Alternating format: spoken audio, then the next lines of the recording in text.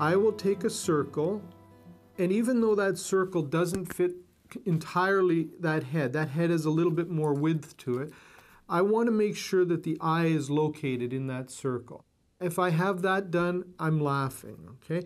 In this case, this bird has a beak that's long, okay? You could think of a cone shape, and that's what I'm trying to break that down to. In front of it might be a triangle. Don't ignore those things if they help you. But in my mind right now, I'm thinking as a teacher that I want to see where that beak's going to line up in relation to the center of that circle. It's no good, if I didn't intend it, to have the beak pointing in some other direction if I know it points at 7:30 or 8 o'clock in this case. So at 8 o'clock is where that line's running out. Again, I'm trying to free you from the pressures of numbers, except I guess 8 is a number. Instead of angles and degrees, I want you to think of just something that simplifies it, okay?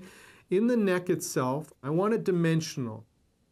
If I thought of it just as a square, that's still flat. I don't feel the roundness of it. So by turning it into the cylinder, I'm getting a feeling of roundness.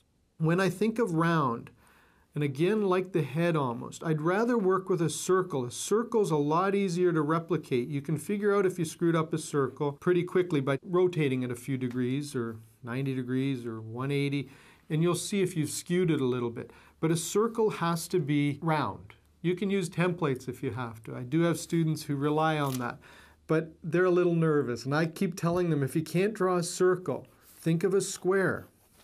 Square fits around a circle. So if you're not sure, if you've got some problem with your eyesight stigmatism or your glasses distorted or whatever is going to happen, think about a square and put a circle in there. If it fits, comfortably inside of a square, 4 equal sides, then you've got a circle.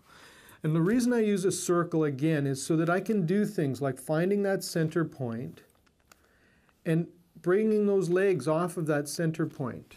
Okay, so I know that these cylinders, which will end up articulating at a joint, and I'll usually put a circle in the joints, will join another cylinder. Okay.